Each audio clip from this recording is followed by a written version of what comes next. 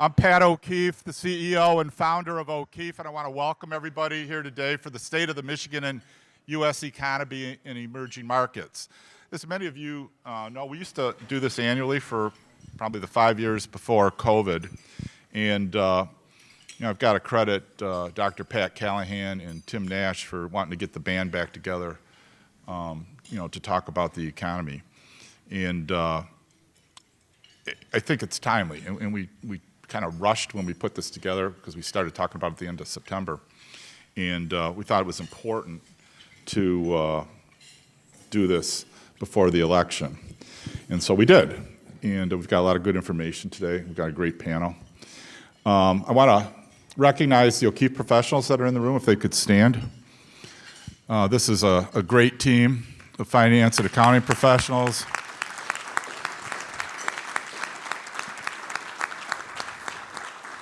Great at bringing award-winning solutions to the middle market. We lead probably more successful turnarounds in the middle market than any of our competition in the area, and this team gets results, and I'm proud to be associated with them.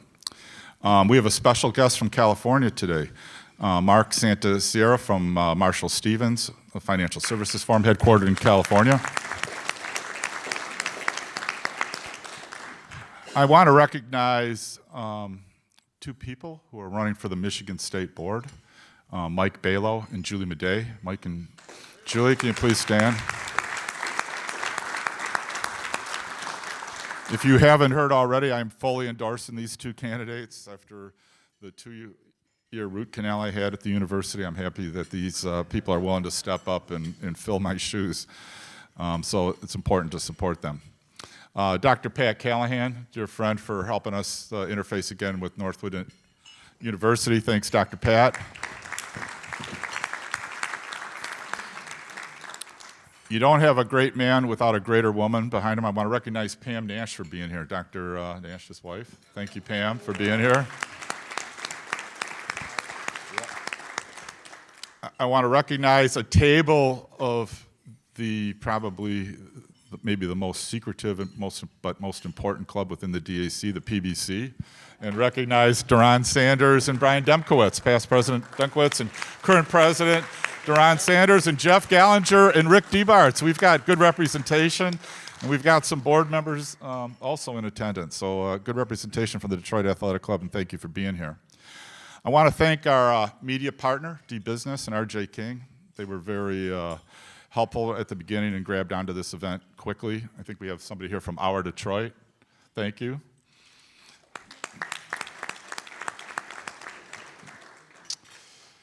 And Make the Turn. Also, a couple DAC members, but we got George Fox here with us today, who's going to televise this and post it on our website, certain snippets of it. So thank you for being here. Jim Holcomb, Michigan Chamber of Commerce. One of the things I like about Jim, who's a new acquaintance, he has the courage to tell it like it is, and more importantly, he promotes the Michigan economy. So thanks, Jim, for being here to share your insights today.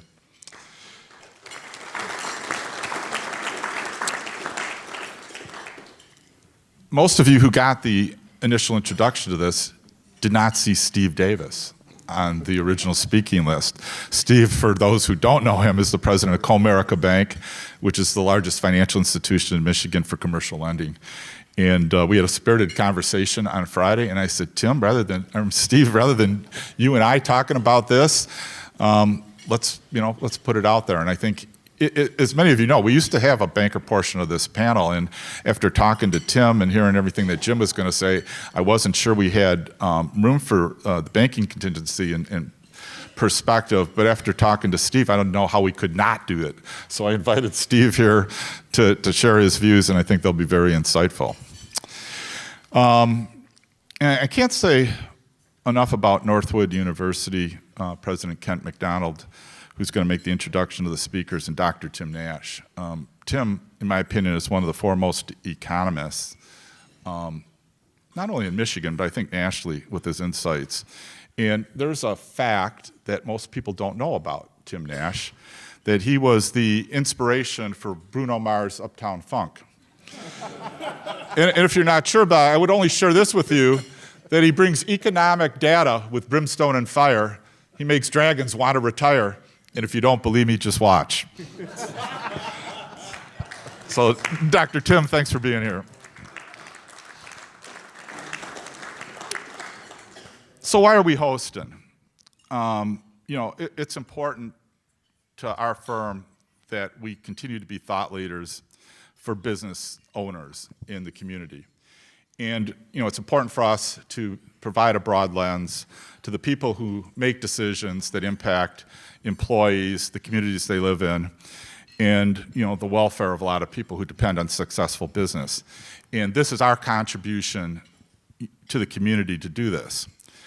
85% of the voters in battleground states say the economy is the most important issue. But I want to do a quick survey before we get started here today, and by a show of hands, how many people in this room want more government services? Okay, that's what I thought. How many are willing to pay more for the services they get? Okay. So Tim invited us up to Midland last week, and we heard a presentation from Scott Hodge of the Tax Federation. The Tax Federation had done a survey, and they asked this question about, how much would you be willing to pay for services that the government provides? And the average response was about $7,500 a year. Now think about that when you look at your paycheck, because they thought that's, what the services were worth. So there was a good analogy on some of the things that fund our deficits, and that is if I was making $100,000 a year, but I owed, I'll pick on Rowerdink because he's right in front of me. I owed Bill Rowerdink $700,000. And I said, Bill, if you continue to lend me $40,000 a year, I'll pay you in 30 years. Yeah, well, nobody would do that. But if you look at it, in terms of the 1-to-7 ratio between income and mortgage, that is essentially the ratio between the gross receipts that the government takes in at $5 trillion and the $35 trillion deficit. If you look at our deficit over the next foreseeable future, we're going to be running a $2 trillion deficit. So against that $5 trillion of receipts, that's 40%. And it's a bad bet. And that, I think, has got people concerned, is that how much longer is the sustainability of deficit spending? And I know people on the panel are going to talk about that. But one of the things that drives me crazy, which I love having Nash on this panel because he's somewhat of a truth broker, is there was a report, the labor report on October 4th, which was the last report that's going to be issued before the election, on the September employment, was kind of glowing. I mean, the media was kind of falling all over themselves. I mean, it was an easy prediction that the job numbers would be wonderful, right? The corporate media went wild. No major financial or economic reporting by the media showed any evidence of having examined the underlying data. What you didn't hear is that half the jobs that were created were part-time, and that the government employment made up a substantial part of those jobs. Trueflation, who reran the numbers, minus the government jobs, came up with these conclusions. The unemployment rate did not fall, but actually rose. Government hirings had the biggest increase ever, and without the government padding the data, there would have been a dramatic increase in unemployment. So I would argue today that there is a huge disconnect between the media and the voters' reality, which is why we felt compelled to hold this seminar today. So I'm going to leave you with one final thought and then turn this over to President McDonald. And I say this a little facetiously, but the great Stephanie Kelton, one of Bernie Sanders' economists, and author of The Deficit Myth, promotes something called the modern monetary theory, in which you don't need to worry about the debt. The deficit is the contribution to somebody's bank account. It is the contribution by government to put money into the people's hands. She further states that 85% of the budgets over the last 50 years have had little inflation with deficit spending. So why worry? My hope is today's panel will address some of those concerns, and I'll turn it over to President McDonald. Thank you.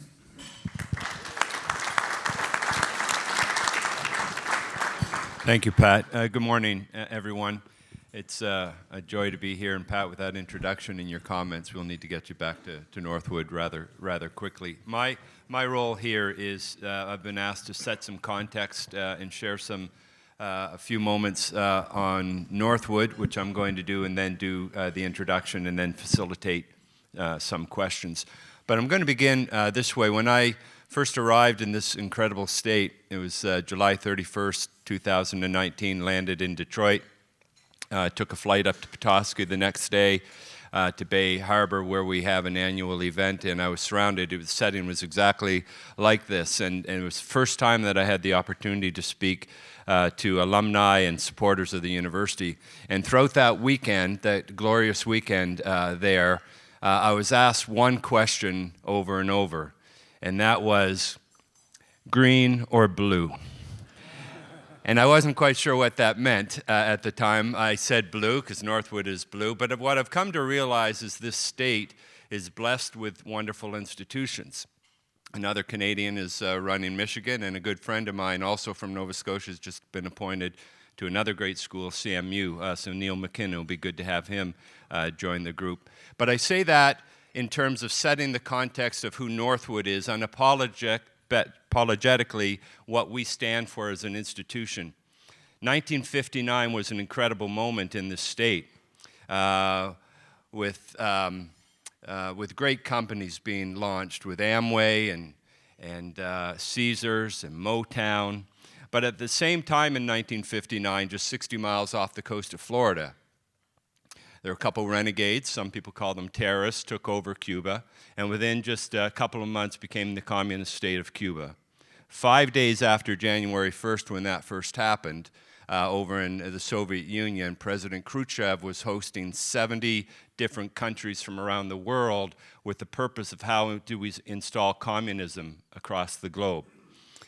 That was problematic for a couple of young men who were in higher education that were concerned back in '59 with similar themes that we're seeing today across the country and around the world of the spread of socialism. And that's how Northwood started. And since that time, we have this commitment to what we call the Northwood idea, these fundamental beliefs that made this the greatest democratic republic ever to exist. Things like free enterprise, limited government in our life, private property, rule of law, or as a university president and father, something that's most important to us, personal responsibility. The idea of young people having to go out, earn their own success, and move on with life. And so when I have conversations with people about Northwood today, there are just a few proof points that I think might help set the context, particularly after you hear my thoughts, the thoughts from a good friend and icon at Northwood, Dr. Nash, and that is this. There's a gentleman by the name of Bob Zemsky, a guru, a friend of mine at the University of Pennsylvania, and he said if there's one place not to set up a university today, it would be in the Midwest or the Northeast. And we're seeing it across the country with a decline in enrollment. In fact, I think universities are causing these problems, creating doubt in is this investment of a post-secondary or higher education even worth it these days? To the point that a decade ago, we were losing one university about every month. Today, every week, there's a university closing across the country. And yet, at Northwood, this place that believes in capitalism and free enterprise, we have seen a spike in enrollment over the last couple years of about 30%. Young people who want to hear a different kind of message, and their parents want them to go to a different kind of institution. No better than any other. We're not as big, we're not as wealthy, but for someone who's spent a lifetime studying other universities in the Middle East, established a university in places like Kazakhstan, down the east coast of Africa, Europe, South America, I'm unapologetic in terms of what Northwood stands for. And so some of the data points around that is this increase in enrollment, which we're extremely proud of in our graduate school, undergrad, online, and international. Number two is Northwood, which should appeal to this audience, is a business factory. It's an entrepreneurship factory. I tend to believe most business schools today are management schools. At Northwood, I'm probably the only president that you walk in their office and see a picture of two young women. Last Thanksgiving gave me a poster and said, "What are you thankful for?" And they said, "Capitalism."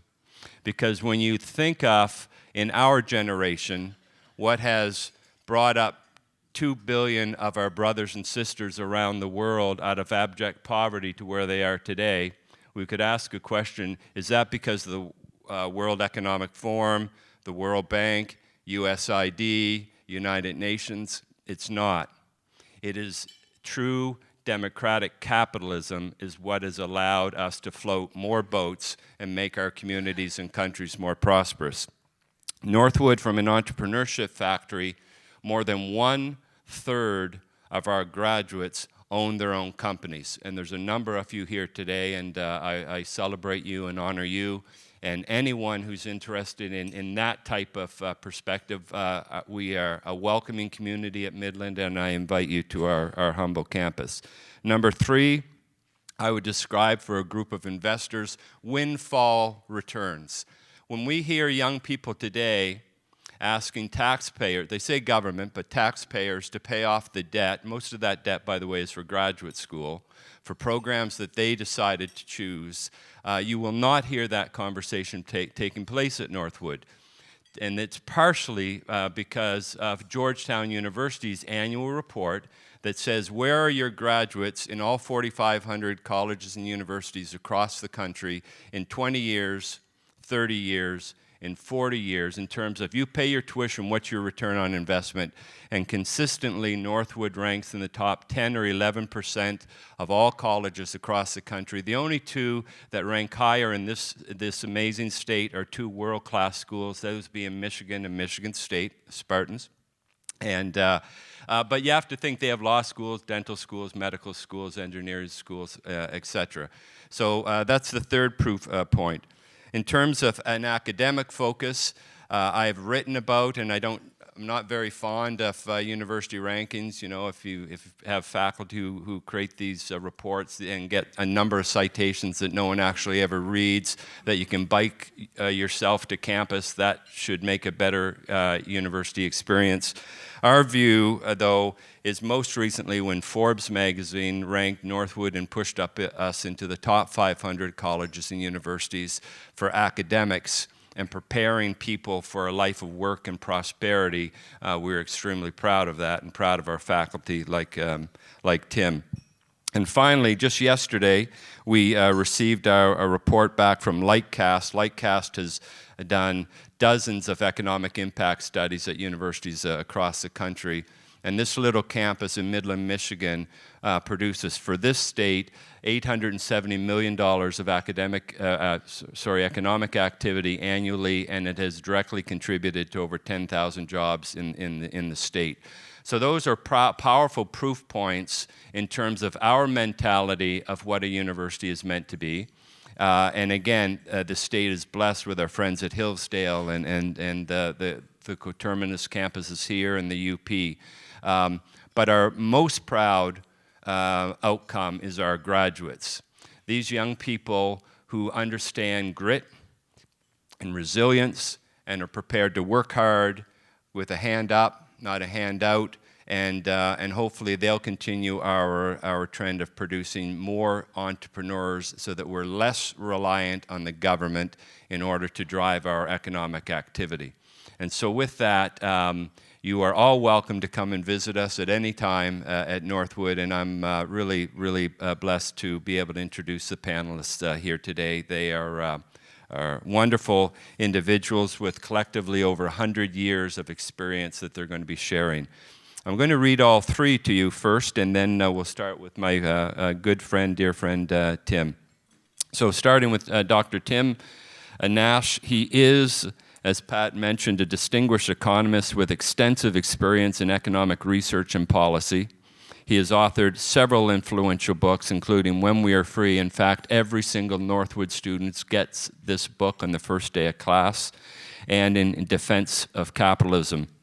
He has a career spanning more than 4 decades of Northwood University. It was great to see some of his former students come speak with him. And he has led significant economic research initiatives and addressed various national and international forums on economic issues. I just find it ironic that the state of Ohio has leaned heavily on Dr. Nash to do a report for them recently. To my right, Jim Holcomb has been at the helm of the Michigan Chamber since January of 22. Having previously led the organization's business advocacy team. With over 33 years of experience in Michigan's political landscape, Jim has significantly influenced our state's business climate and economic policies. So welcome, Jim. And Steve Davis had a brief introduction by Pat. He has been the Michigan Market President for Comerica Bank since 2022.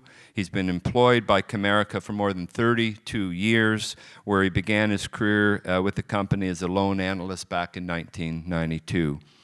He's absolutely recognized as a community leader and volunteer. He serves on many boards, ranging from the Michigan Chamber of Commerce to Catch Charity in Detroit, and he's a proud Spartan, holding undergraduate and graduate degrees in finance from the School of Business at Michigan State University. And those are our panelists, and I will turn it over to Dr. Tim Nash. Thank you, Kent. First and foremost, ladies and gentlemen, it is great to put the band back together and be here with the O'Keefe Forum.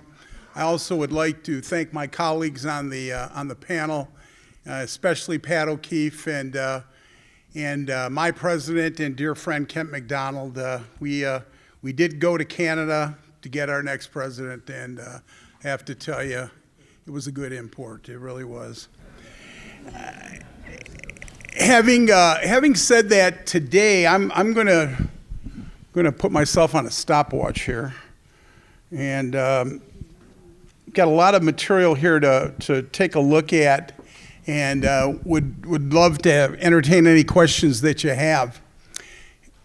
In many ways, to me, as I look at the U.S. economy, it's a tale of two cities, a city today and a city in the future. And the real question is, will America be that shining city on a hill that Ronald Reagan talked about?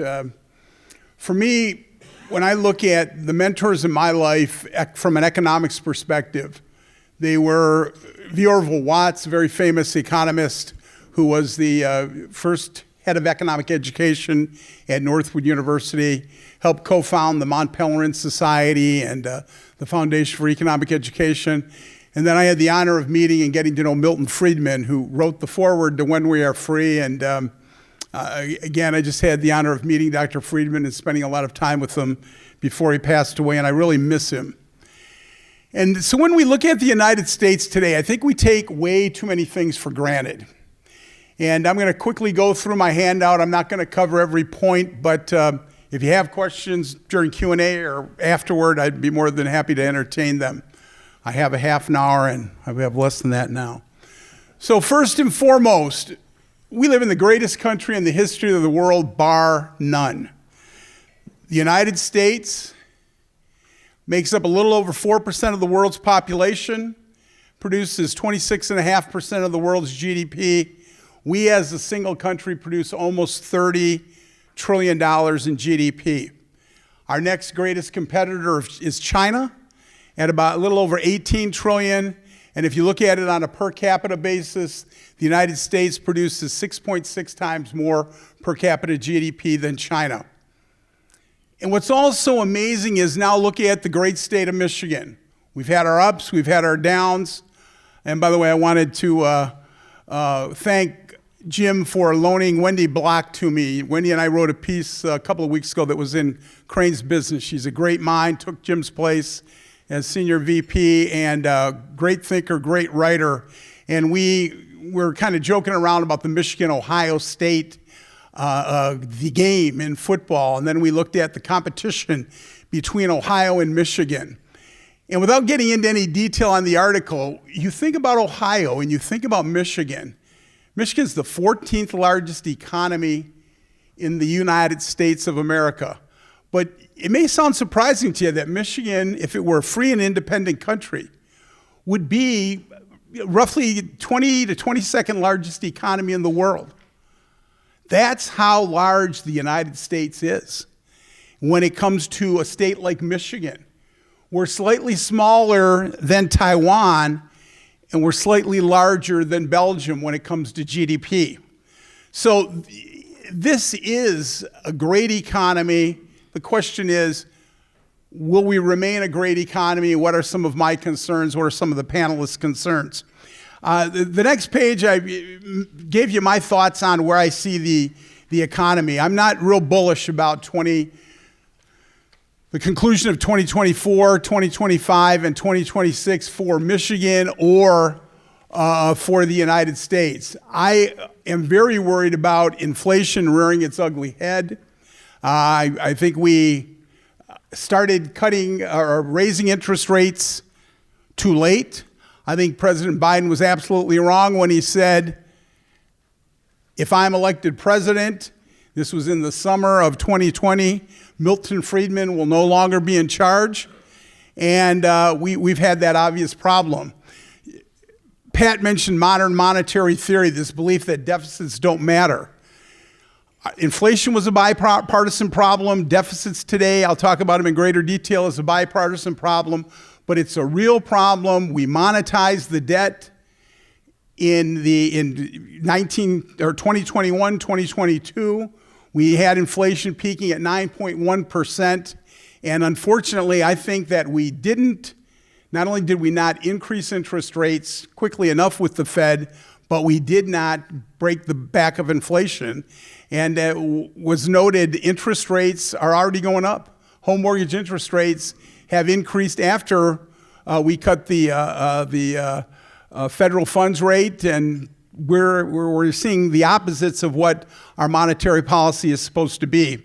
So for Michigan and for the state, or for the country as a whole, I see the economy basically moving forward, probably staying out of recession, but nothing impressive and nothing robust.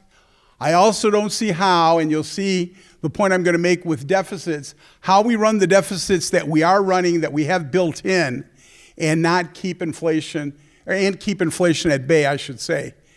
The other point that I find very interesting is that we begin to talk about great growth.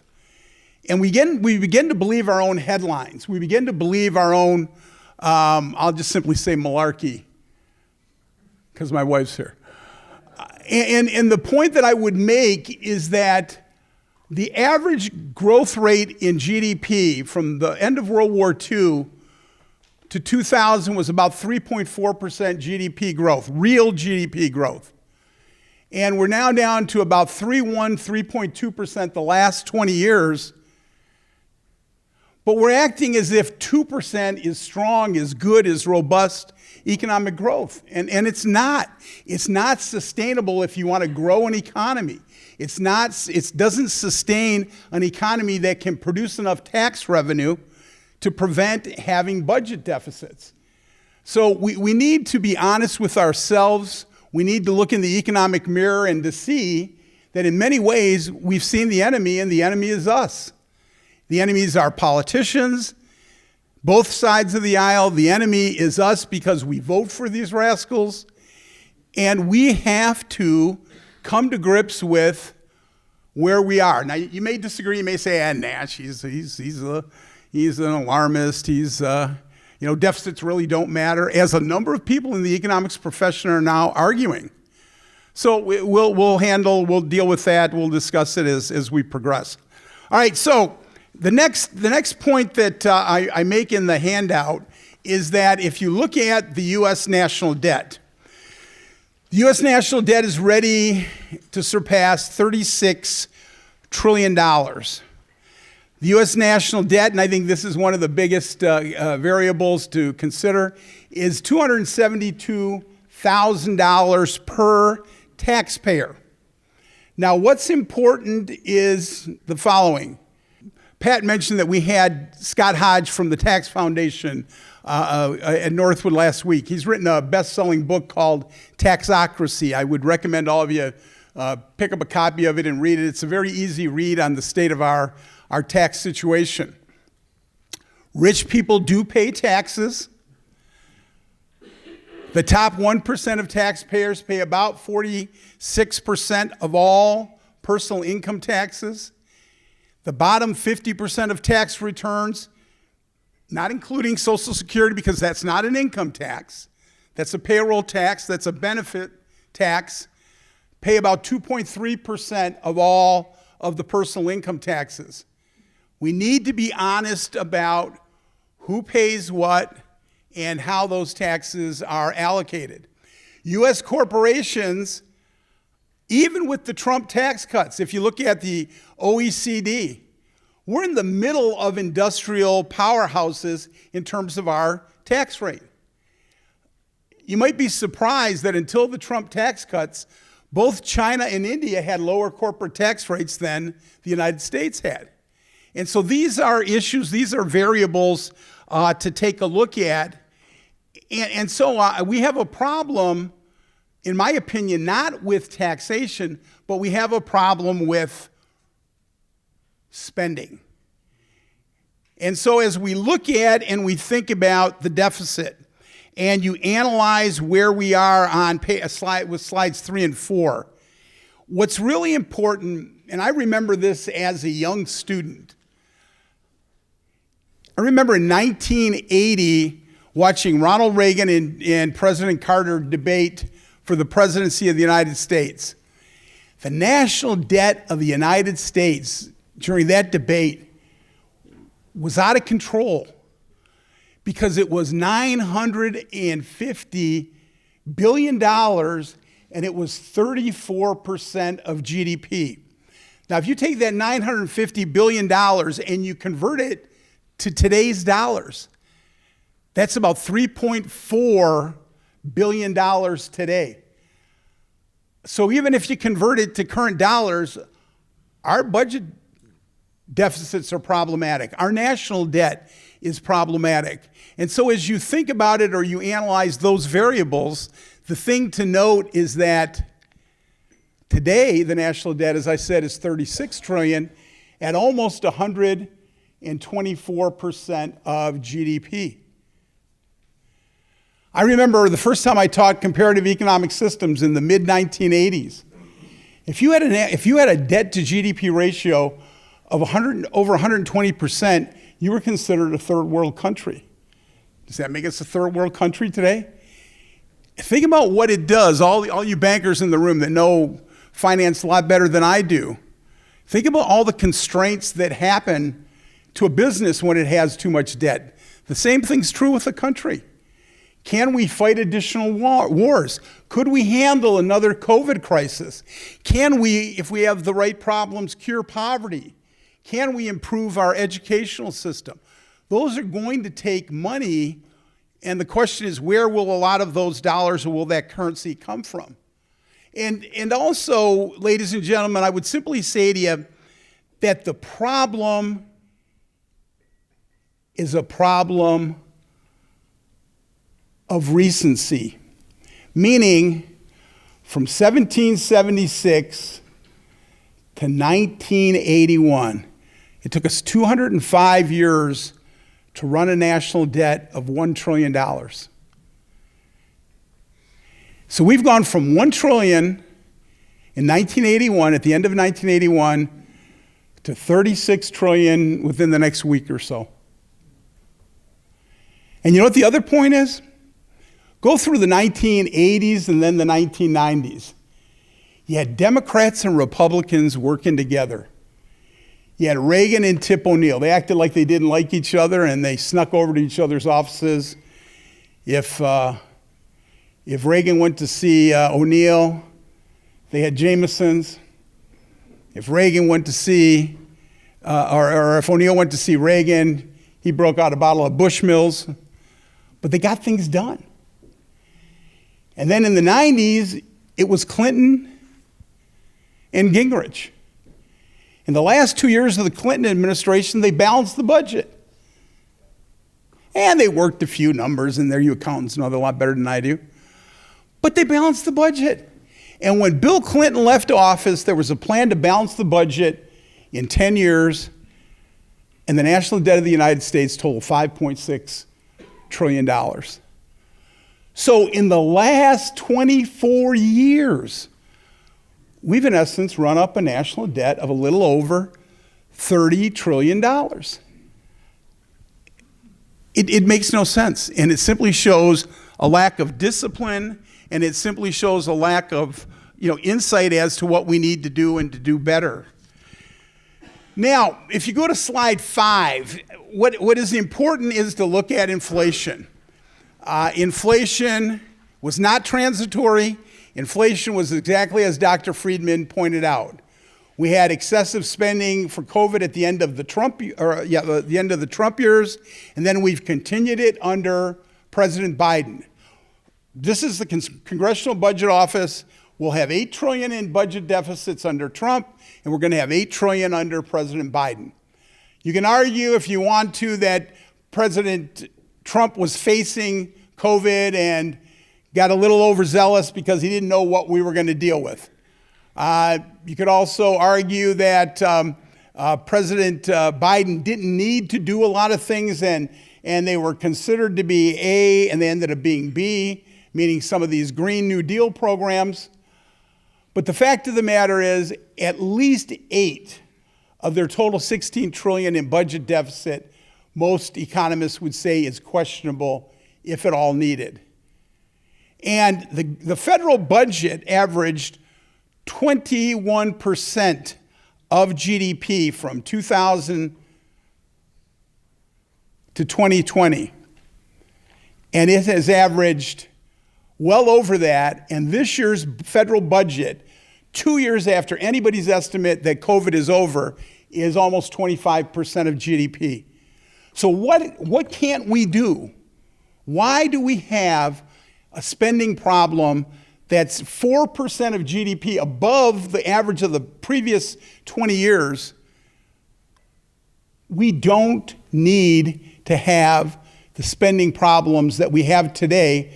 But it's amazing, once the government gets money and they establish a program, either side of the aisle, it's very difficult for them to get rid of it. And inflation clearly is a monetary phenomenon. And what's important to remember is the 20% that we've had to date under President Biden is with us. So remember, when inflation rates go down, it just means the rate of price increases are slowing. That 20% for the last couple of years is with us. And it just means the next price level isn't going to increase at the same rate. So this is a problem that we have to look at, we have to deal with, and we're not looking at it effectively. All right, this next slide 6, might surprise you a little bit. And there's a monthly report produced by the Bureau of Labor Statistics called the Monthly Situation Report. And the Monthly Situation Report looks at jobs created, and what I always look at with the Monthly Situation Report is the number of people that are employed.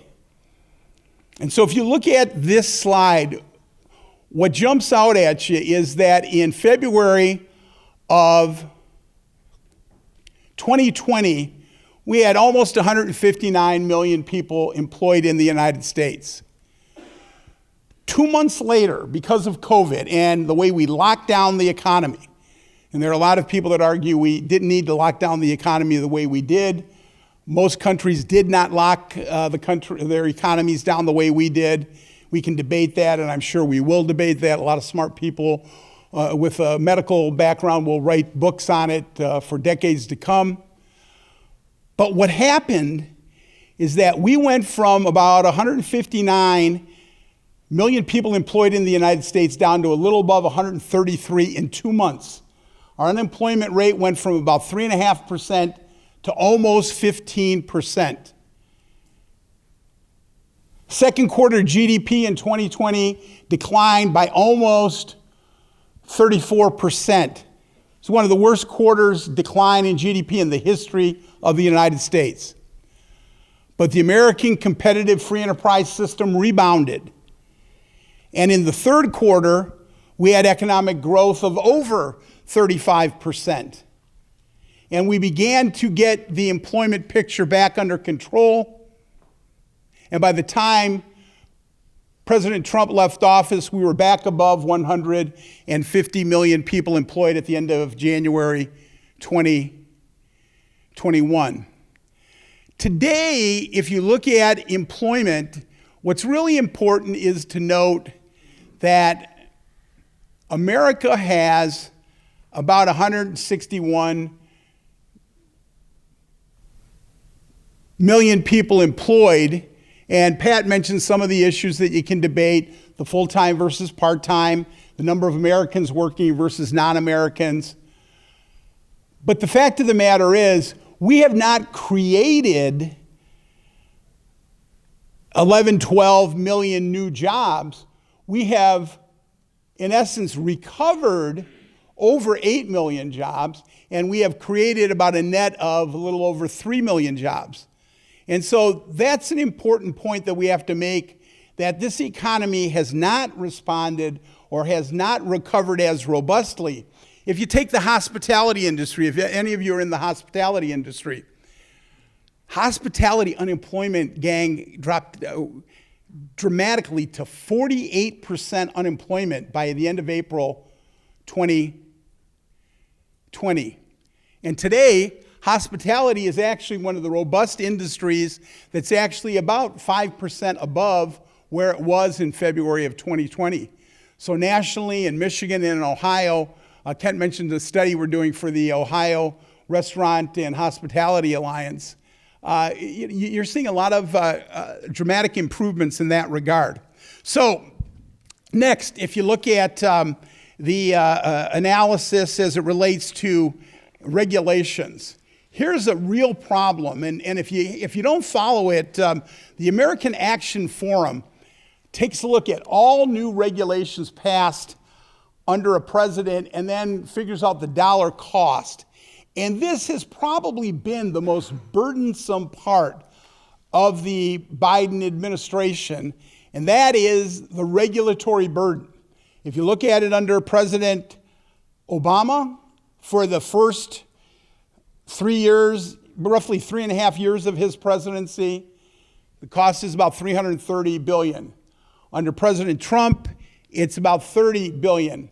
And under President Biden, it is over $1.3 billion. And the estimate is by the end of his presidency, it'll be about 1.6 trillion, not billion, under President Biden.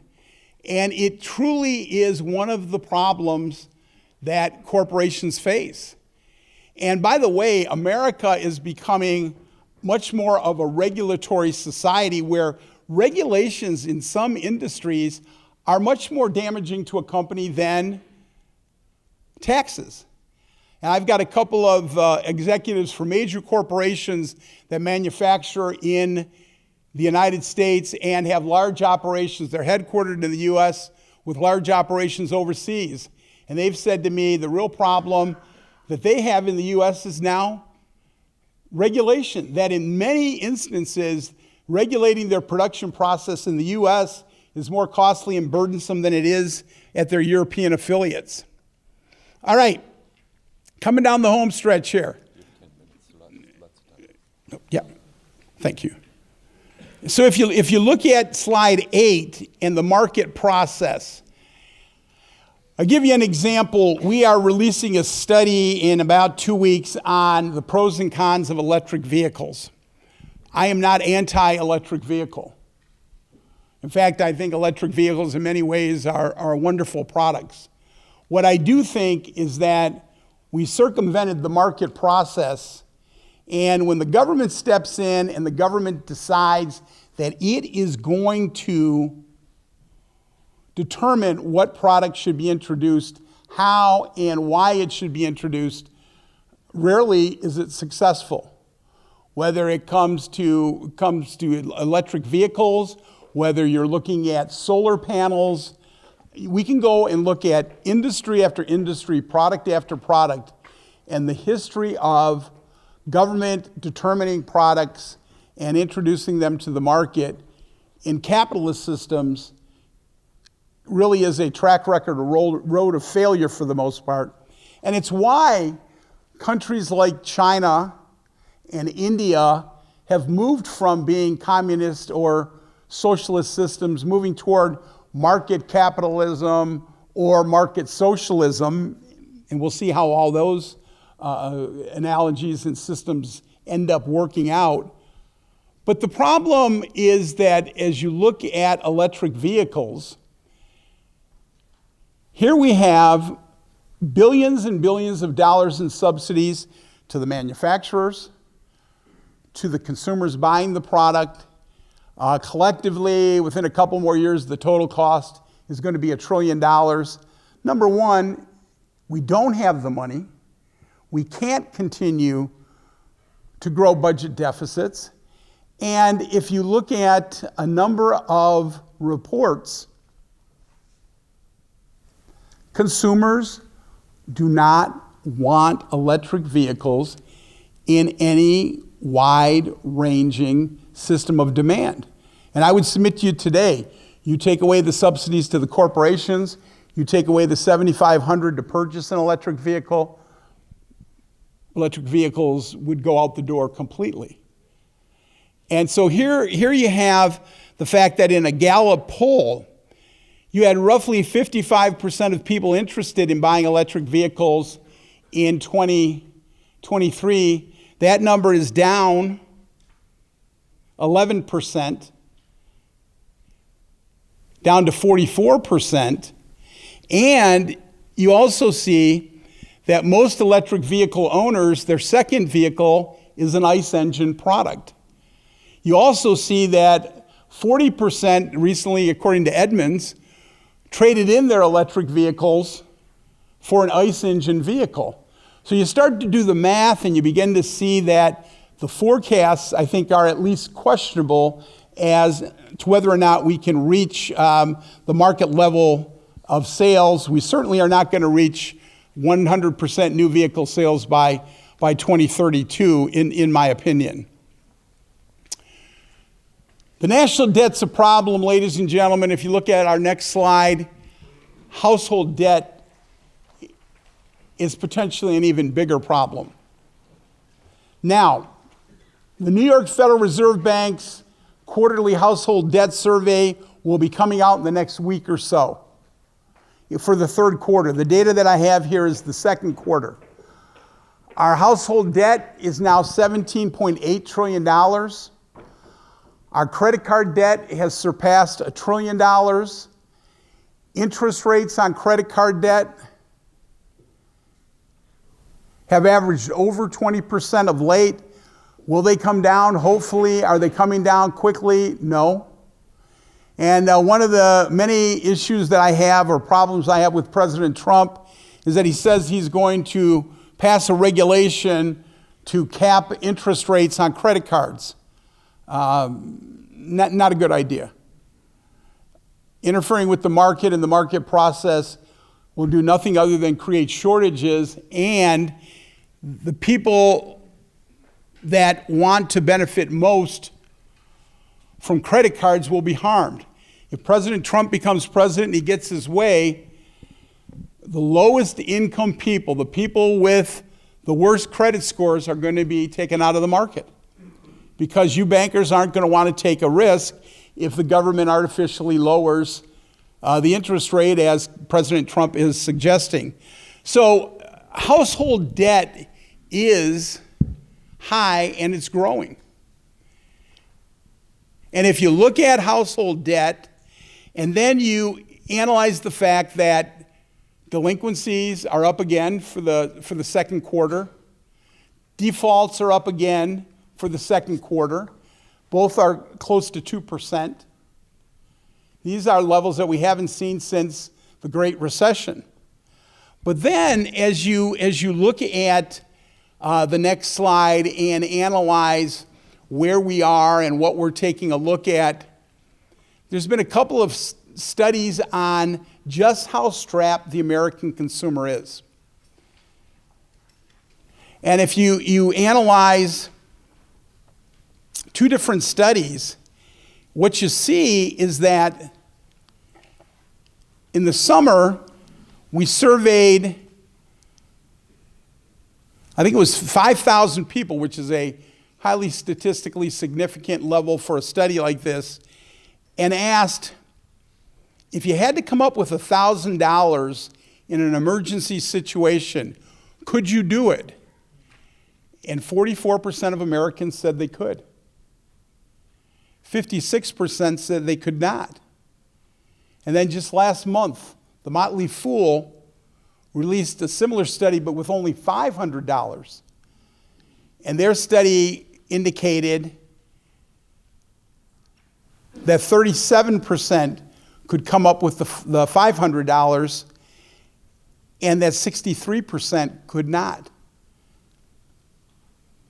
So when you look at household debt, you look at the surveying of consumers and how strapped they are, and then that same Bankrate study that looked at the $1,000, when they surveyed the group and asked a second question, how many of you, if you lost your job, could pay all your bills for a month? Do you have that much cash available? And the answer was 66% of Americans said they could not. So we have some really difficult, some really challenging times to take a look at. And then if you wrap it all up and you look at the final slide, you go back to your principles of economics days.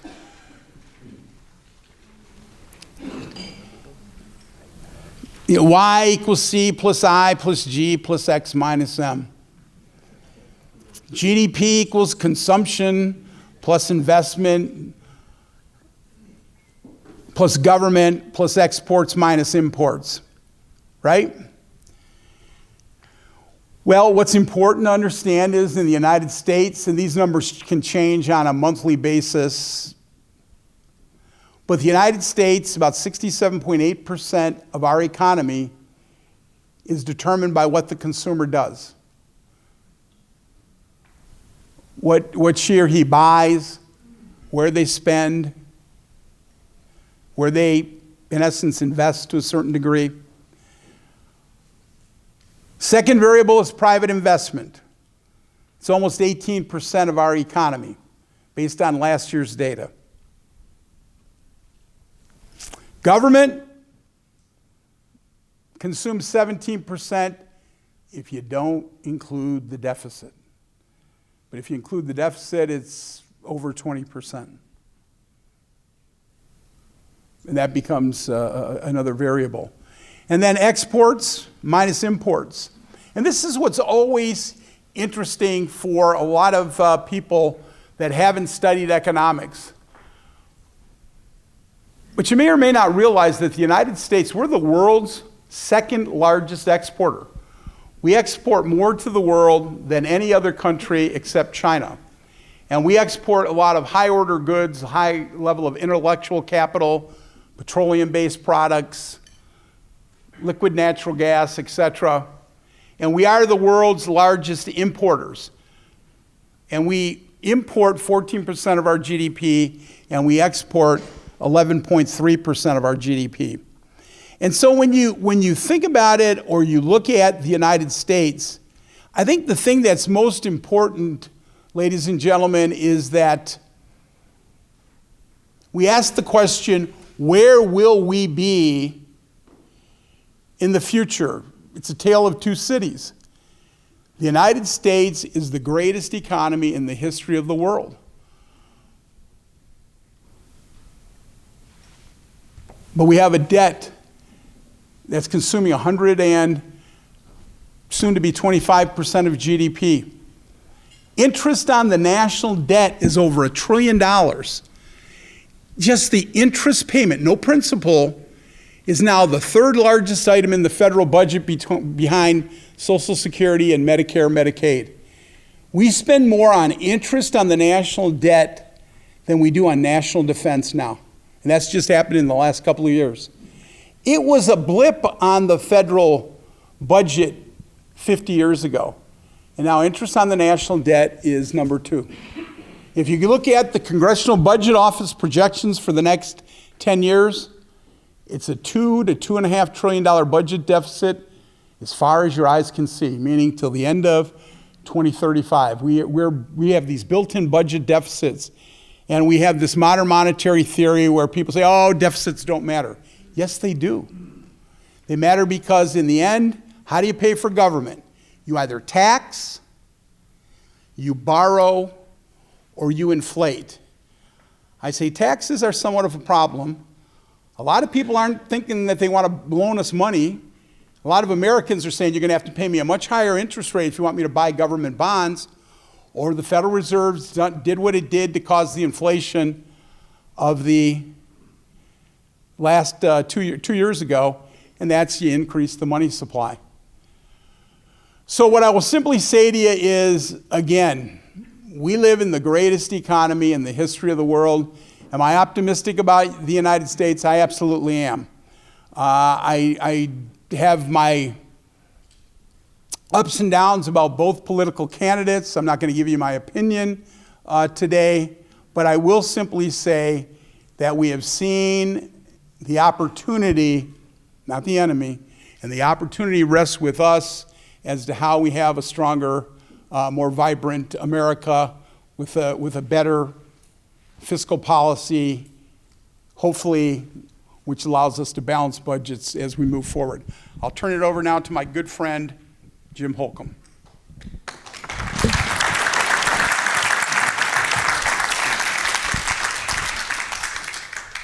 I was just talking to Pat. I think we're going to go to Steve first and have his comments. Then I will wrap up with some of mine. And Steve's obviously, Comerica is so important here to the state of Michigan. He's a member of our board of directors.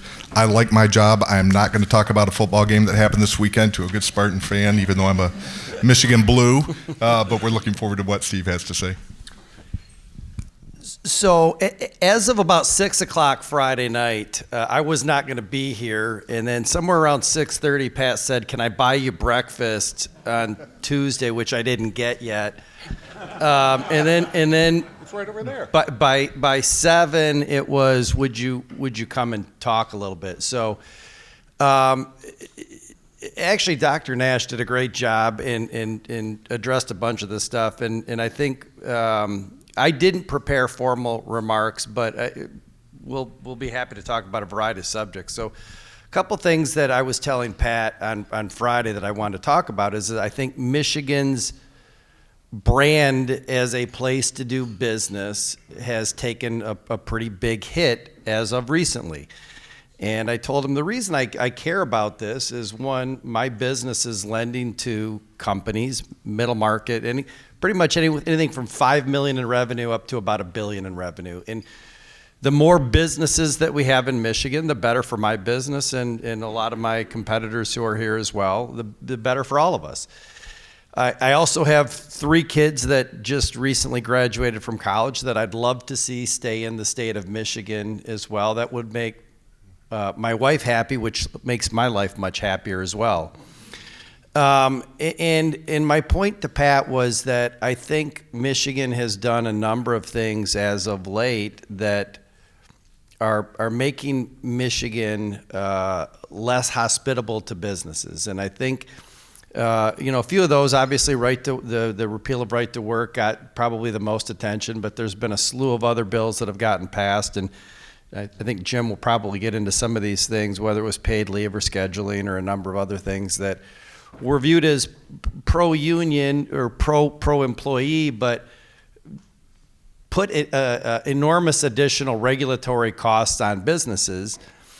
I think that is what I would consider asymmetric risk, and it's very little upside benefit, but lots of downside cost. I'm not a fan of those, and I don't think on average that's going to make our business community better. And then you had the UAW, which went on strike against virtually everybody and anybody, so all 3 of the OEMs. Blue Cross Blue Shield, Meijer, the casinos, et cetera. And they came out with demands that I think many people thought were kind of borderline crazy. And so if you're a business in another state, 40% of businesses won't consider a state that is not right to work. So we just excluded 40% of businesses from moving to Michigan. We have a legislature that passed a slew of bills that would be viewed as anti-business. So our legislature was viewed as somewhat anti-business. We have a workforce with the UAW that was viewed as, I would say, fairly militant and borderline a little bit crazy with some of their demands. I don't think I need to tell any of you about our infrastructure in the state and the issues that we have with that. That's not particularly great for businesses. We just passed a law on renewable energy, which for my customers that use lots of energy would be viewed as less reliable and more expensive, which generally is not conducive for their businesses. And then just recently we had a Supreme Court ruling in the state that now our Supreme Court doesn't look like it's particularly pro-business. So when you add all these things up, I was venting to Pat, and there may have been a glass of wine in there somewhere, and I said, I am very optimistic on average about our businesses, and I'm amazed at the resilience of what they can go through. I just wish they didn't have to go through it all. And I think it was Winston Churchill that was commenting, and I'm going to not get this exactly right. So if you're a history major out there, give me a little bit of latitude. But you know, the U.S. government can be counted on to do the right thing after they've exhausted all other options. I think our politicians, with respect to the debt, will eventually do the right thing after we've exhausted all other options and we don't have any other choices.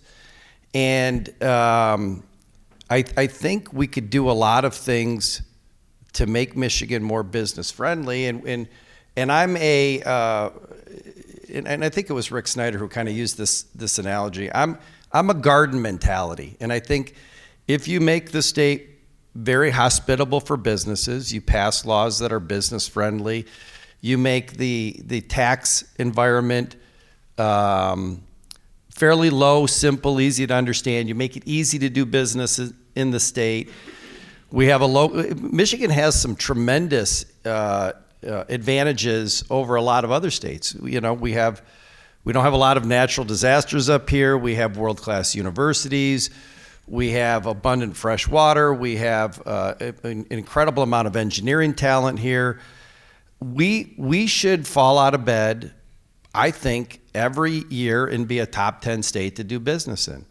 But I think we need to make some changes. And so my garden mentality would be as if you make the state friendly for all businesses and you put money into incubators and other things, you will grow a lot more businesses. Unfortunately, I think Michigan's economy has been, we're gonna do all of these other things, and we're gonna be a hunting mindset, which is we're gonna go take billions of dollars and try to attract these large mega projects, which historically have not been particularly successful, and two, on average, don't generate the jobs that they initially proposed that they're going to generate. So, and since I got my legal counsel over here in the corner, I'm going to tell these are all my views, not the bank's. So, don't post this.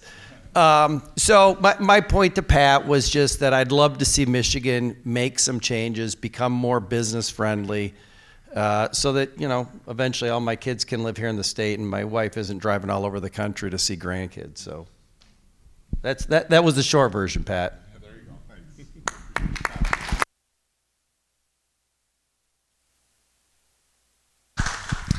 Well, good morning. Thank you for being here, Pat. Thank you to you and your entire team for putting this together.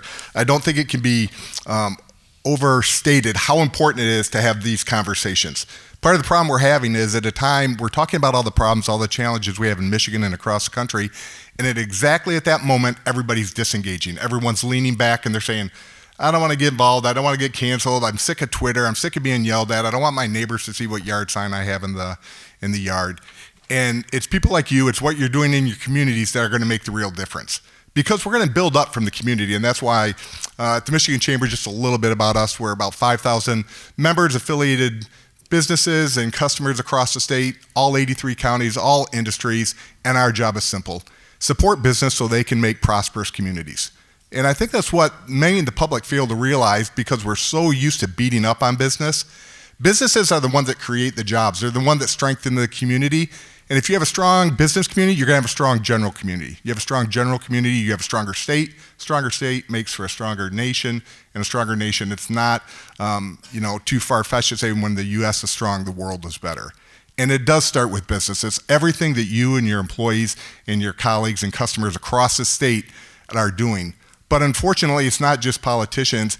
Institutions are letting us all down, and there's just no trust. Whether you're a church, whether you're a synagogue, whether you're an institution of higher education, and especially politicians, they've given people a reason to distrust. And it's because of their inactions, because of how they act, and that's just really being debilitating to Michigan as well as the nation. So that's, if you take anything from what I say today, take away that now's the time to lean in and engage. We can't have people sitting back. It's not just words, it's actions, and they can have a real impact, especially the biggest, you've heard the panelists talk today, political dysfunction. We've seen it in Michigan to the greatest extent. I've been in Lansing about 33 years working on staff, policy, lawyer, lobbying, which, can be a little challenging whenever I talk to people. I'm a lawyer, I'm a lobbyist, and I work for business. I'm somewhere above tax collector and dog catcher is how people view me. But it's what I enjoy. I so believe in free enterprise. I so believe in being a champion for free enterprise, the benefits of business, and what it does for society, and we need to be willing to say that. We need to look at our politicians and demand more from them. And the pendulum, it's just been swinging wildly. Every election now this is the most important election of your lifetime. And many times it kind of is. Because that pendulum is swinging just so wildly and whipsawing people back and forth. And in the business community, for my members and people across the state, it's that instability that is causing real problems. Businesses need to have that stability so they can have long-term plans, so they can get their financing, so they can talk about what they're going to do. And we can't do that with the politicians the way they're acting as they are. And so we do have challenges, but despite all that, when I talk to business leaders every day, they are optimistic. And I think a lot of business owners and job providers, entrepreneurs are optimistic by nature. But they're optimistic when they start that business. They're optimistic when they hire that a new employee. They're optimistic when they start that new line or product or service. They're optimistic when they sign the front of I guess nowadays we don't sign checks, we have a payroll system and you hit send.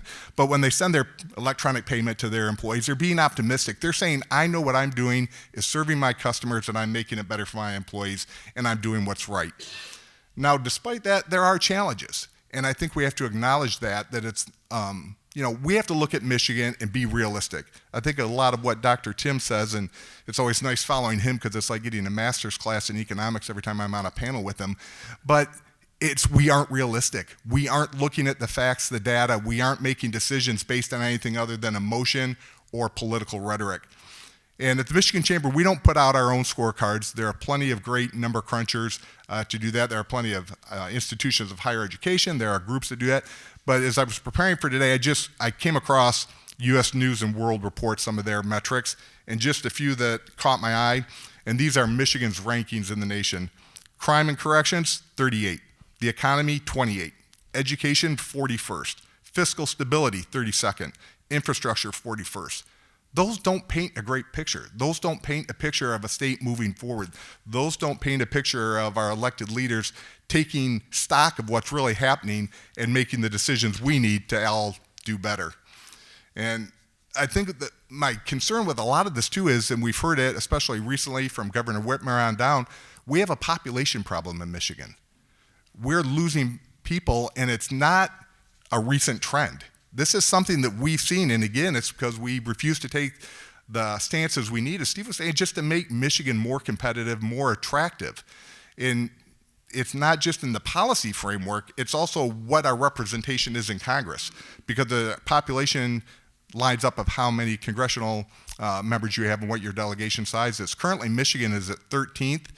We used to be 19 back in the 80s. So that's a lot of representation we don't have. That's a lot of political power we don't have. That's a lot of money and resources that don't come back to the state because, quite frankly, other states can just outbid us when you get to the vote tallying.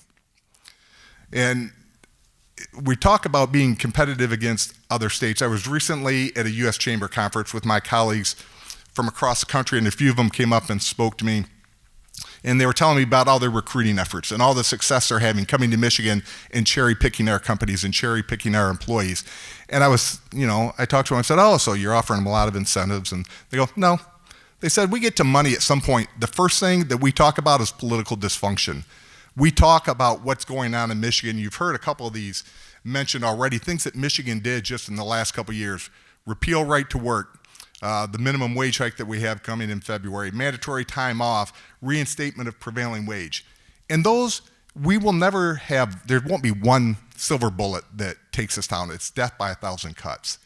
So in addition to that, and then they tell me, they just have a list of bills that are introduced and they put in front of the employer that they're trying to recruit. And things such as repeal local preemption of labor laws. So in Michigan, if this would pass, every municipality could have their own labor laws. So you have plenty of companies and plants that straddle lines. I don't know how you would ever do that or how a business could model how they're going to operate efficiently if you have, hundreds and hundreds, if not thousands, well, we have thousands of local municipalities, all with their own labor laws. Restricting the use of independent contractors.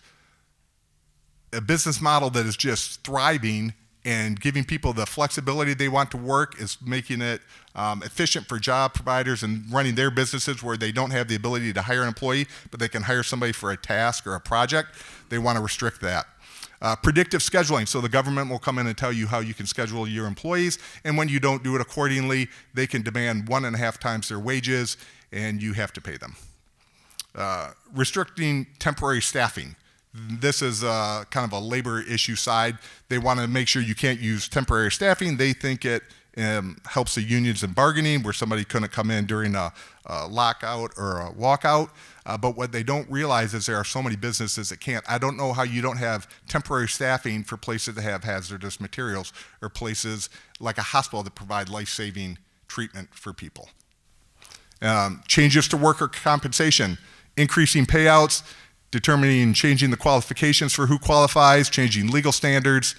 Another thing that Michigan right now, we aren't awful in workers' comp coverage. You do this and you just make it a huge business impediment.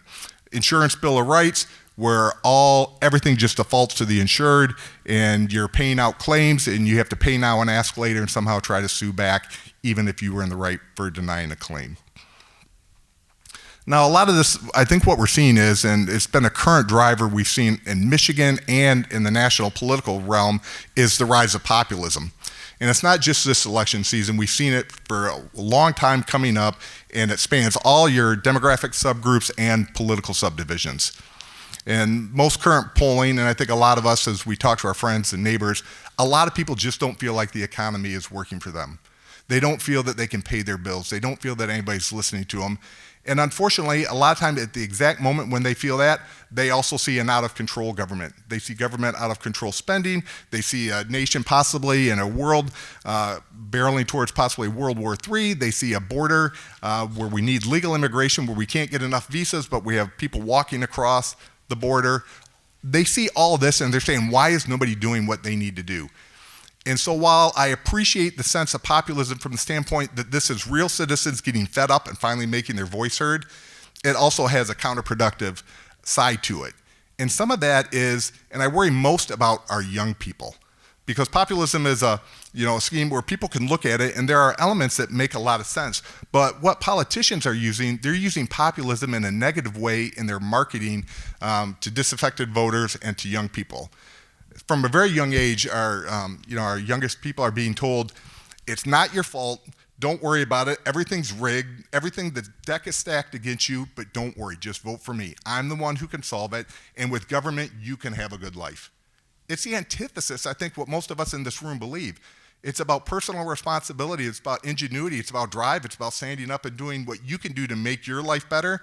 And politicians, and this is on the right and the left, which is the scary part, and they've been coming together, kind of coalescing around this. In fact, I was with leadership of the U.S. Chamber a few weeks ago on another conference, and they were giving us an update.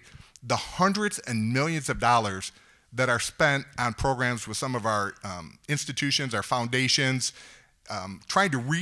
they want to redefine capitalism, is what they're saying, because it's not working. We need to redefine capitalism. And they're spending hundreds of millions of dollars on studies, sponsoring people in the media. They bring them into a big resort, and then they give them a bunch of lectures, and then they sponsor them, and they say, if you write this many articles or this many op-eds, or if this is your coverage, you'll get money. And so you're buying off the media that way. But it's also infecting a lot of our our educational higher institutions, where this is becoming a prevailing thread anywhere. And I asked them, I said, well, how are you going to redefine capitalism? What's the function, or what's the outlook for that? And they said, pre-distributionalism. And I'm like, what the heck is that? They know that redistribution doesn't work with the American public. They default and say that's socialist and that's communistic, and we don't like that. So they're going to try to redistribute the pie on the front end. And so they're looking for ways, and they call it pre-distributionalism. So you divvy up the pie at the front end instead of the outputs. And it's scary because it's taking hold, it's taking root. And you have a lot of people, like I said, thoughtful people on both sides and both extremes of the political spectrum that are rallying around this. And it's all coming back to populism. It's because you can gain power when you're gaining votes, and the way that people are gaining votes is through this mechanism. So as we look at this, we talk a lot at the Michigan Chamber. Okay, so we talk with our members, what is the role of government then? And how are we supposed to address the policy issues before us? And I think, simply put, we believe in limited government. Our members are not anti-government. There are absolutely proper roles and functions for what government needs to do, but it should be a light touch, not a heavy hand. And I think we've crossed over, and I think in Michigan we're seeing the detrimental impacts of many policies that have come forth with the heavy hand. And I was talking to my staff the other day. We were just kind of doing an exercise. We struggled. I cannot think of any industry or sector that does better, that's more cost efficient, that's more effective, the more government gets involved. It's counterintuitive, and our politicians are working at cross purposes for what they campaign on and then what they say they want to do.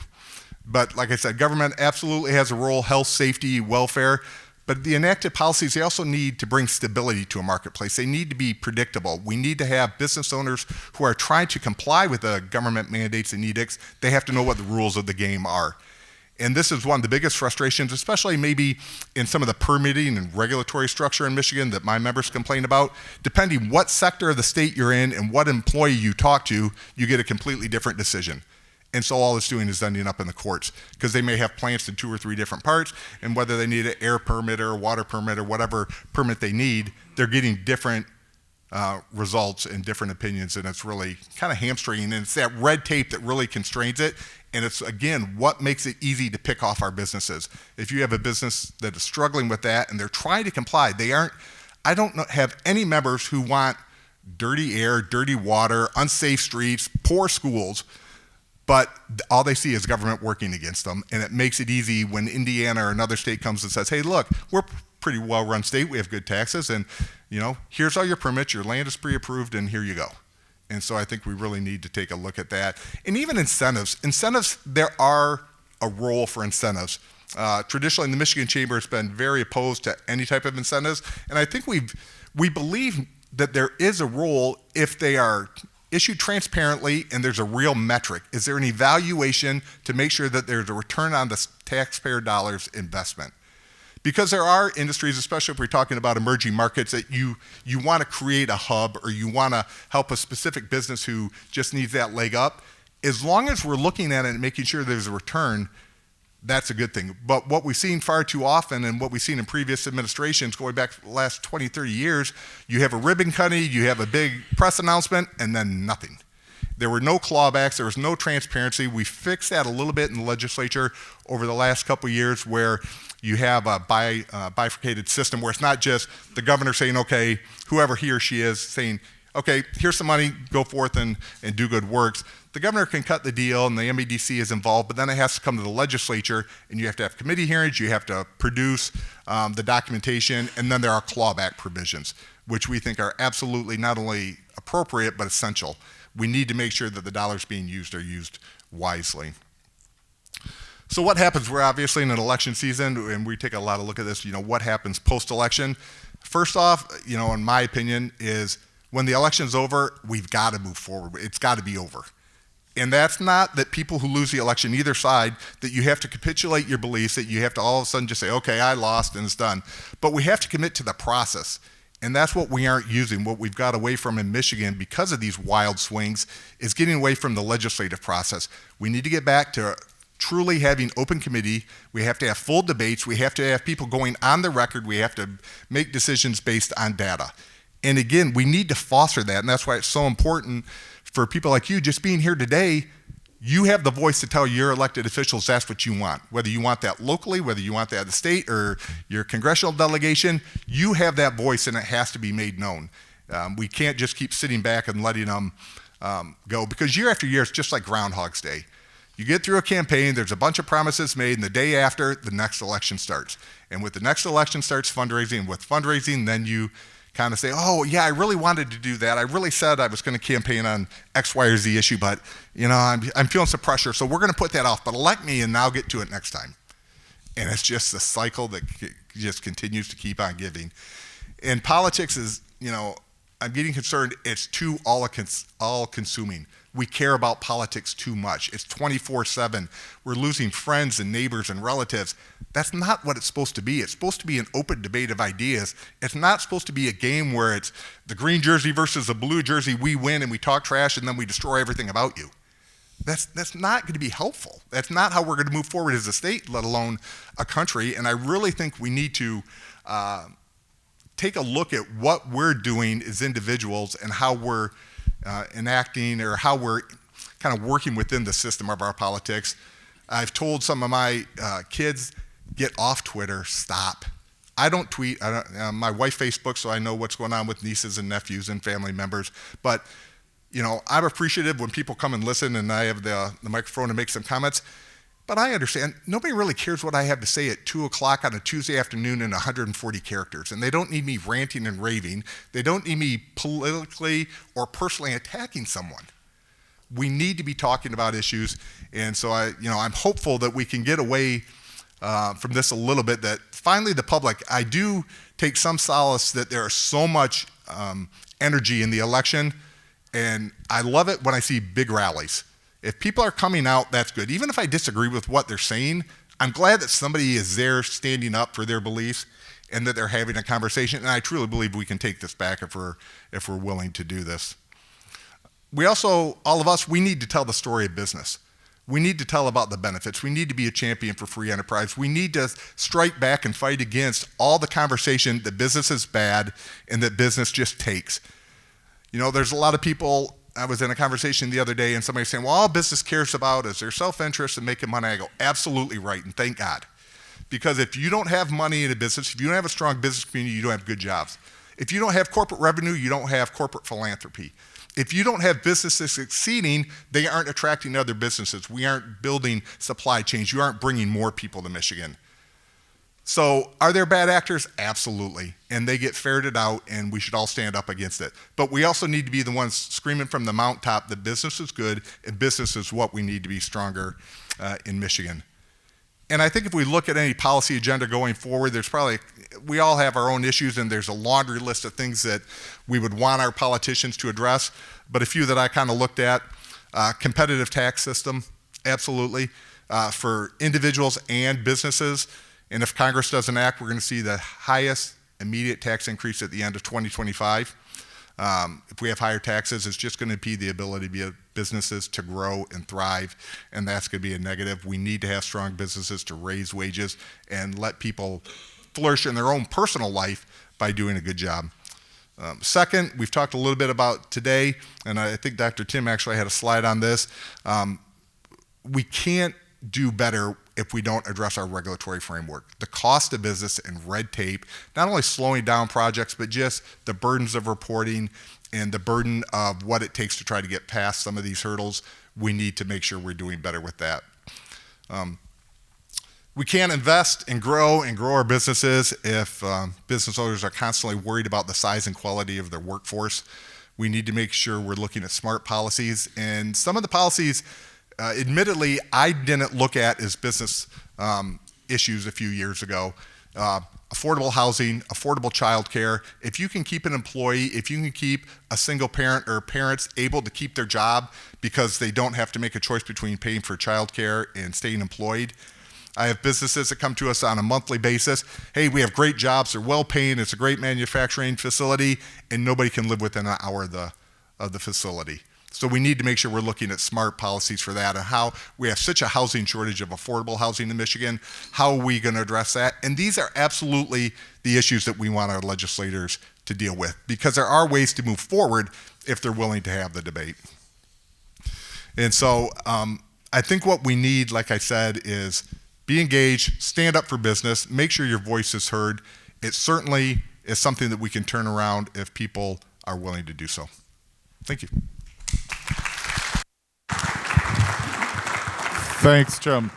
I believe we have cards on the table for a question and answer, and we're hoping to, Amanda and Jenny, maybe you can grab, I see people are holding up cards, and we can get to that section of the program. Hopefully we'll have 15 or 20 minutes for Q&A. And Jim, thanks for your comments. I think you've addressed some of the concerns Steve and I talked about on Friday night relative to it. I think one of the things that is disturbing to me hearing this is all of this is going on, and where is it reported? How do you keep track, and how do you have a voice in these matters when a lot of this legislation, I think, is beyond the purview of many voters? I'm going to start with the first question, and I'm going to direct it to Dr. Nash. And maybe Steve Davis will weigh in on this too. You know, the counter argument for high debt now by consumers is that values are up, so that really debt that consumers have as a percentage of their assets is actually flat or declining. So, I mean, you look at that, I mean, a home mortgage would be an interesting way to take a look at that. But there are, you know, other values, asset values that consumers hold. What is your thought relative to that argument?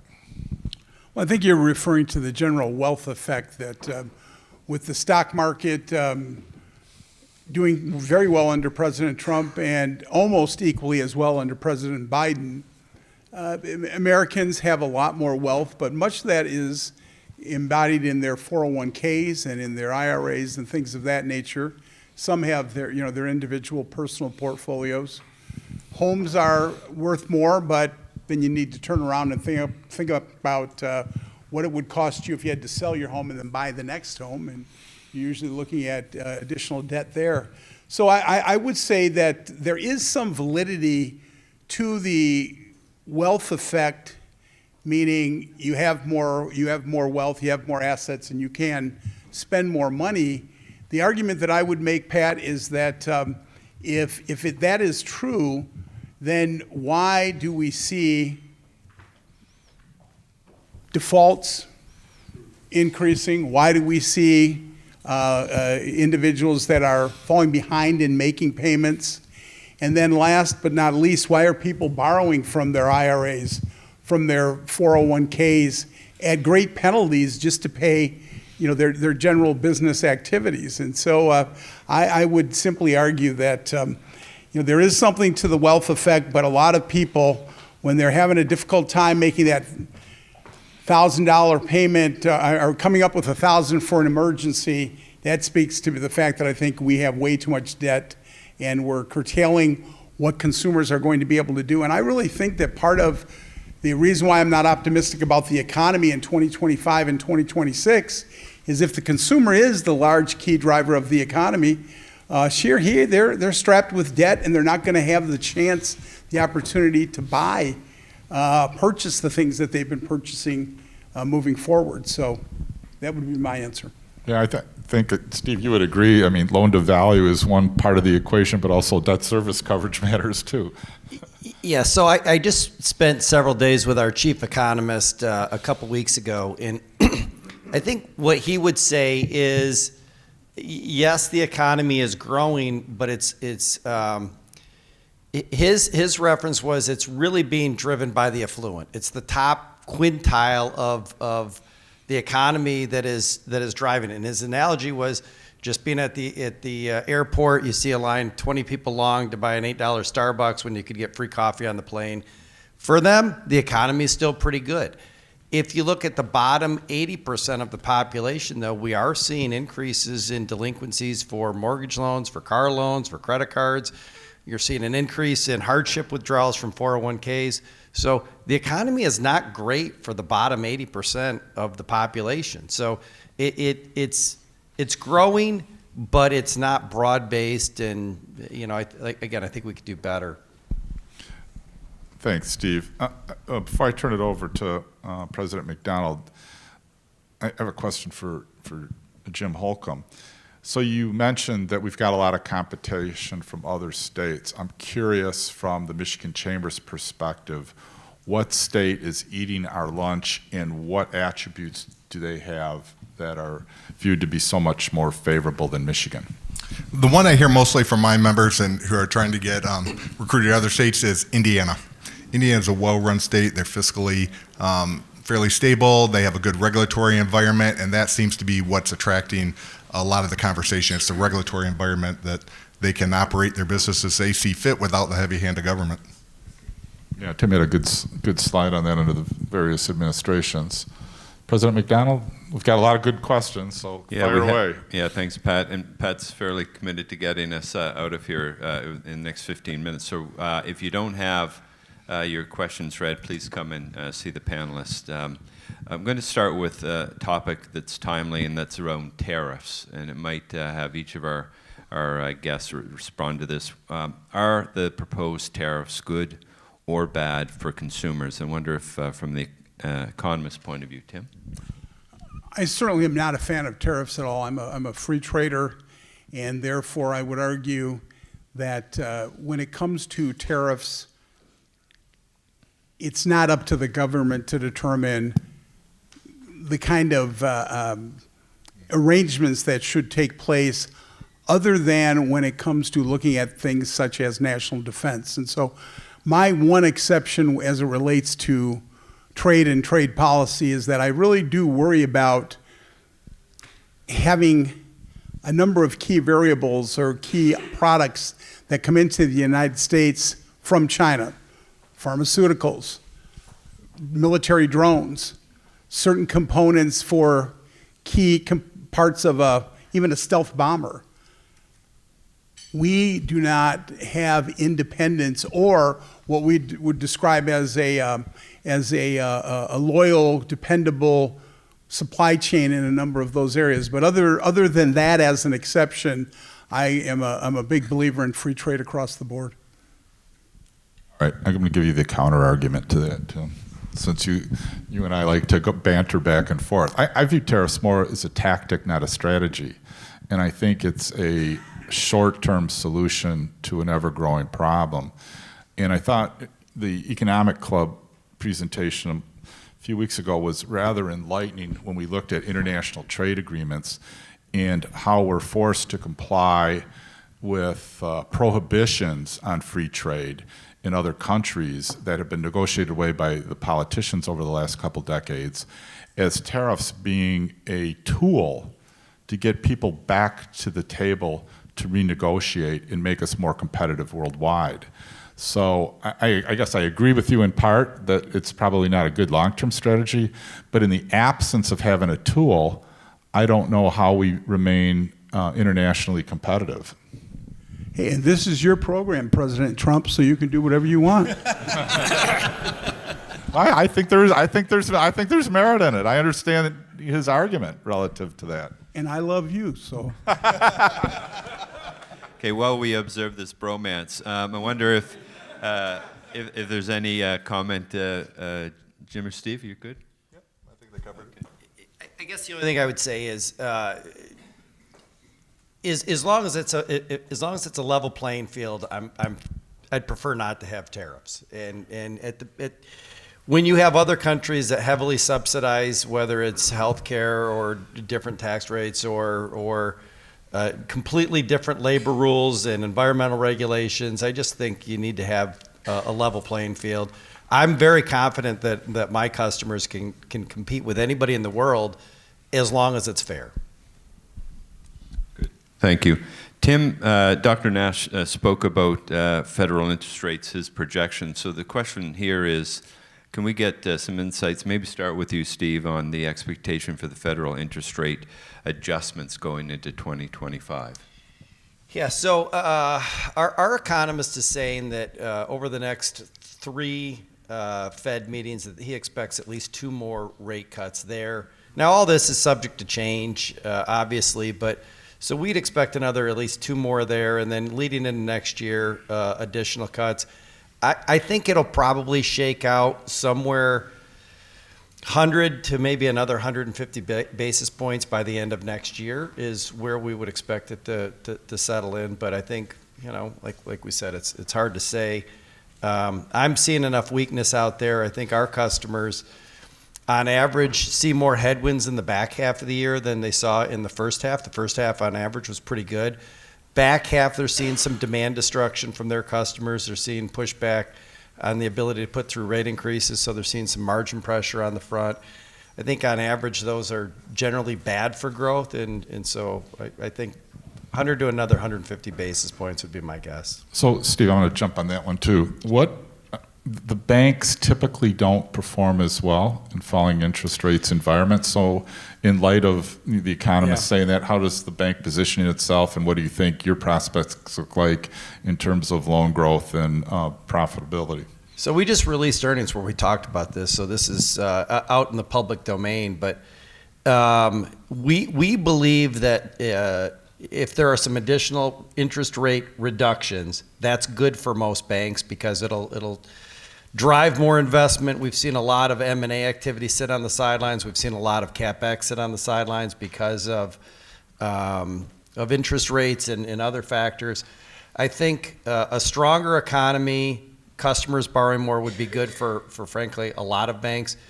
Deposit costs spiked up with the banking crisis last year. Deposit costs spiked up for a lot of banks, and I think the ability to get those back down would be helpful. But in general, we just can't have zero interest rates. We'd rather not have really high interest rates.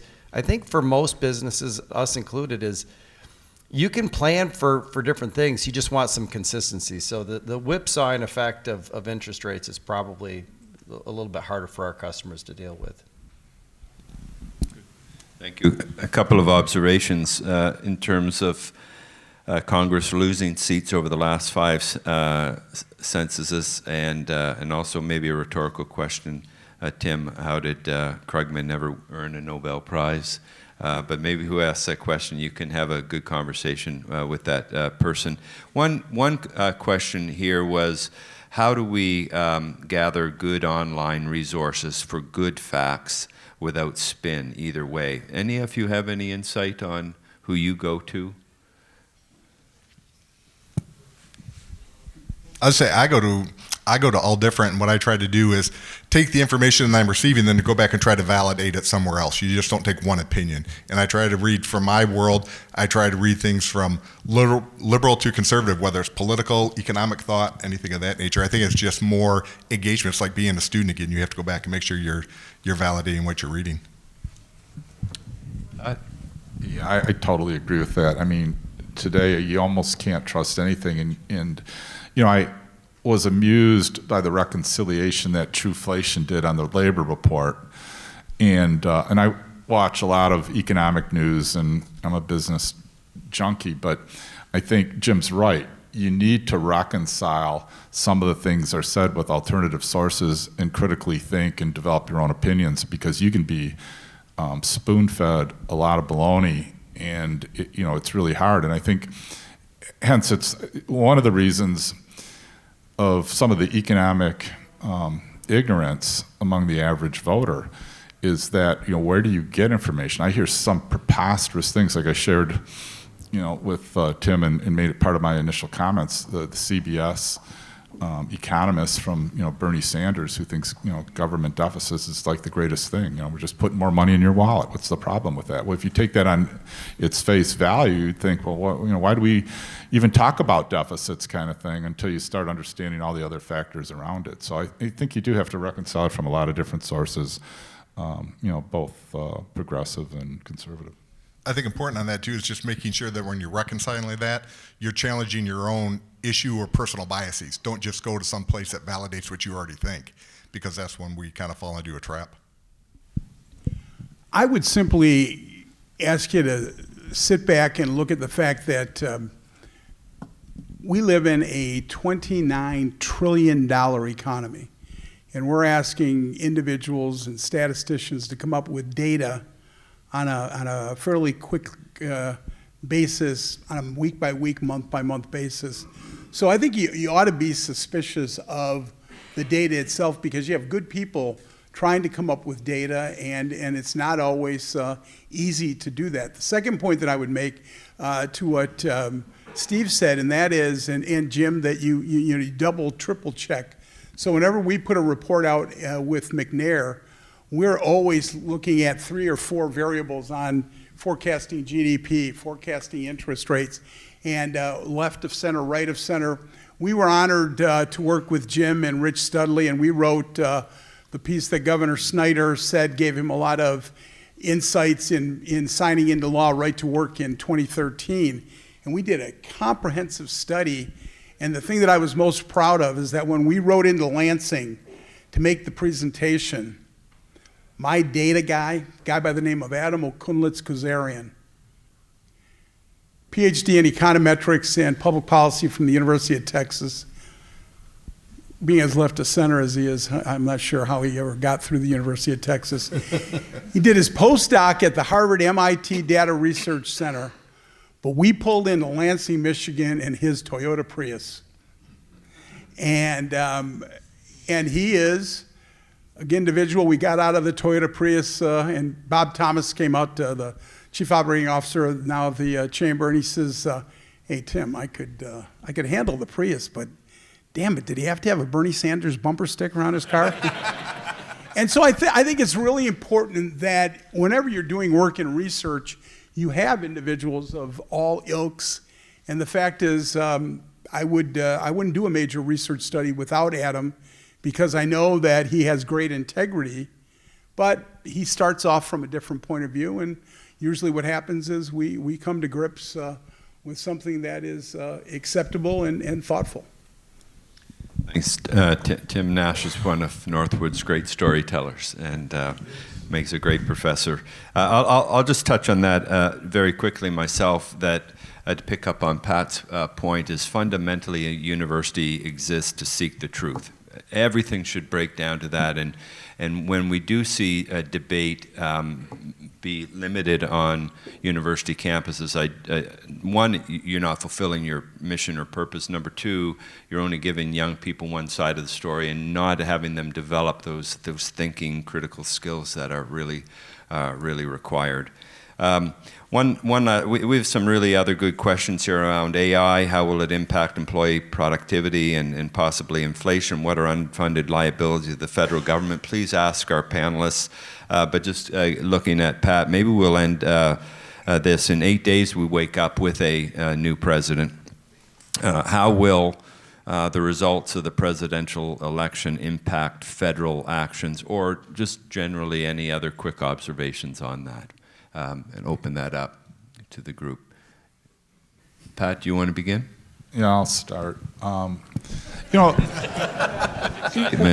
what's interesting about our business is that we believe business owners can make good decisions. Where they get into trouble, and when there's a requirement for our services in a turnaround situation, is they're making decisions on bad facts. They think a product line is real profitable. They think their margins are good, but they don't have any cash. And they struggle, with that. And I think we will never get to sound government policy unless we can agree on the facts. And there is a big disparity between people who think deficit spending is good for the American citizen, and those on the other sides that believe balanced budget and living within your means is the way to go long term. And there's not a meaningful reconciliation between those diverse attitudes, yet they drive, almost on a 50-50 basis, the political decisions that we have. And I think that's a problem, because there is one truth. It's not the truth necessarily that we want to believe, but it's the truth that's supported by facts. And we don't critically think these. And the media is part to blame, because they're great spin doctors on whatever narrative they want. But I think one of my great frustrations is the lack of critical thinking that's being taught in higher ed. And I didn't really have an appreciation for it and didn't sense it being at Michigan State 50 years ago. But boy, you see it today, that we don't teach young people how to think anymore. And it's gone from generation to generation. So my hope is that we get to one truth and that we can agree on the facts, because I think it'll give us great clarity in what the solutions are going forward. I think the biggest impact will be something that people really don't think about, but it's actually what guides my vote and how I shape who I vote for, is all the appointments. It's all the cabinet secretaries, it's the undersecretaries, it's everybody in the bureaucracy. It's everything that's happening. It's kind of like, the diagram of the iceberg. There's so much more under the water than above the water, and that's exactly what we're going to have. And I'll give you an example. One area where I'm very concerned is if you take a look, and I'd encourage everyone to look at the Federal Trade Commission and their chairman, Lena Khan, and what she's trying to do with antitrust laws and trying to import European models going away from the consumer welfare standard. And then when you have all that happening in the bureaucracy, what you're also getting, another second point I'm really concerned about, is judicial activism.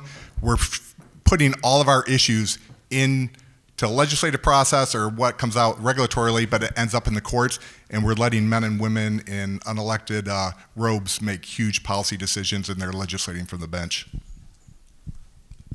I would just say I hope we wake up 8 days from now knowing who it is, because my fear is that this drags out for days afterwards and it becomes increasingly contentious. I think the most likely scenario, frankly, is divided government, which is probably a good thing. Based upon the way the Congress is set up. But for me, getting the election behind us, having just some certainty for our customers, I think is going to be good.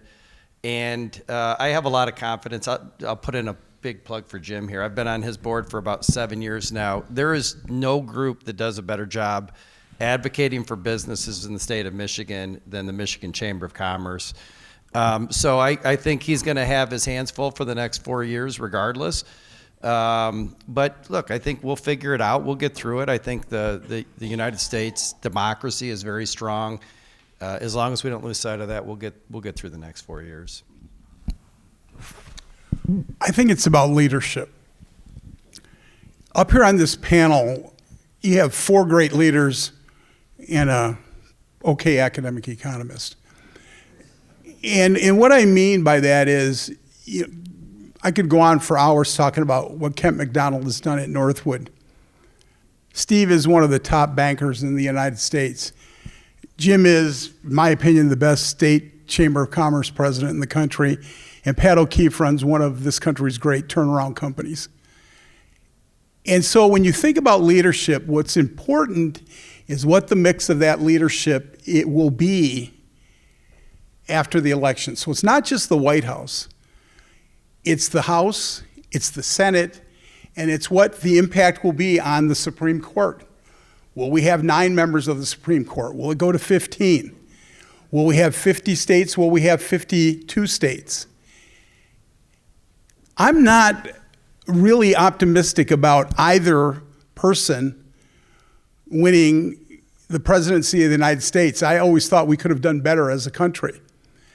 I will vote for one, and if you want to ask me privately, I'll tell you. But I do think leadership matters, and I will say to you that when you look at states, you look at Indiana, as was noted by Jim, or you look at Ohio. Ohio is doing things to move on Michigan that you wouldn't believe. We did the same competitiveness study that we did for the Michigan Chamber in 2012, 2013 for Ohio 2 years ago. Ohio's goal right now, with a large group of bipartisan legislators, is to become the 9th or 10th state to have no income tax. They are working on it. I've testified before subcommittees on their tax situation, because they have a income tax situation right now where they have 800 and some municipalities that can issue their own income tax. They're changing that, and within 5 years, their goal, whether they achieve it or not, is to do away with the income tax. And finally, a couple of my colleagues mentioned the fact that we've lost U.S. representatives. Ohio has a goal, as part of their business growth and population growth, to add a new legislator every couple of years for the next 10 years. And so they literally have a plan in place to do a number of things. And there's Steve Stivers is a good president of the chamber in Ohio, and I say this on the record. He couldn't carry Jim Holcomb's water. Well, that's not quite true. But the fact of the matter is, we have great leadership. We have to unleash that leadership, and we have to look in the mirror, and we have to, once we vote, we have to do the kinds of things to put pressure on government every day to create that business environment, because as my colleagues have stated, the reason this is the greatest economy in the world is because of the American competitive free enterprise system. Because you business leaders, you get up every day, you employ people, you produce the businesses that pay the incomes, that allow people to work and pay taxes, and those taxes and your corporate taxes come up with the money for government, both at the local, state, and federal level. And we have to understand that in 1900, government at all three levels consumed 7.8% of GDP. Government today at all three levels, including the tax on your cell phone and all these hidden taxes that you may not realize, is consuming darn close to 50% of GDP. Maybe 7.8% was too low, but I'd say 50% is just a little bit too high. Should I end it? Thank you, ladies and gentlemen.